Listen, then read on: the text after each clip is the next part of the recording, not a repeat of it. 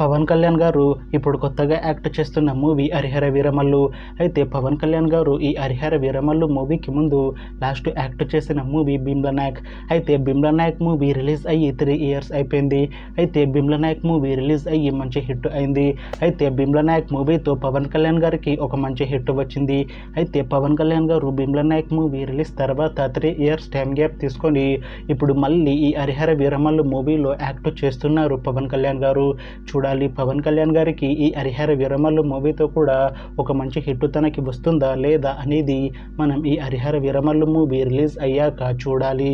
అయితే హరిహర వీరమల్లు మూవీని డైరెక్ట్ చేస్తుంది క్రిష్ జాగల్రముడి. ఇంకా ఈ మూవీకి మ్యూజిక్ డైరెక్టర్ ఎంఎం కీరవాణి. అలానే ఈ మూవీని ప్రొడ్యూస్ చేస్తుంది ఏ దయాకర్ రావు.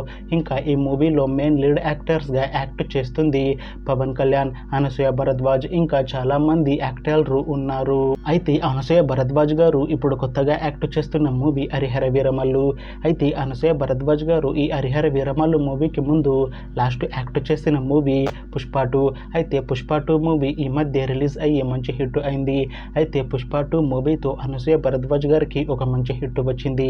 అయితే అనసూయ భరద్వాజ్ గారు పుష్ప 2 మూవీ రిలీజ్ తర్వాత కాస్త టైం గ్యాప్ తీసుకొని ఇప్పుడు మళ్ళీ ఈ హరిహర వీరమల్లు మూవీలో ఒక స్పెషల్ సాంగ్లో యాక్ట్ చేస్తున్నారు అనసూయ భరద్వాజ్ గారు.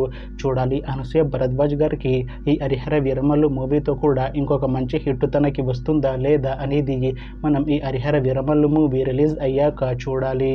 అయితే హరిహర వీరమల్లు మూవీ టీం ఈ మధ్య టీజర్ని అలానే పాటలని విడుదల చేసింది.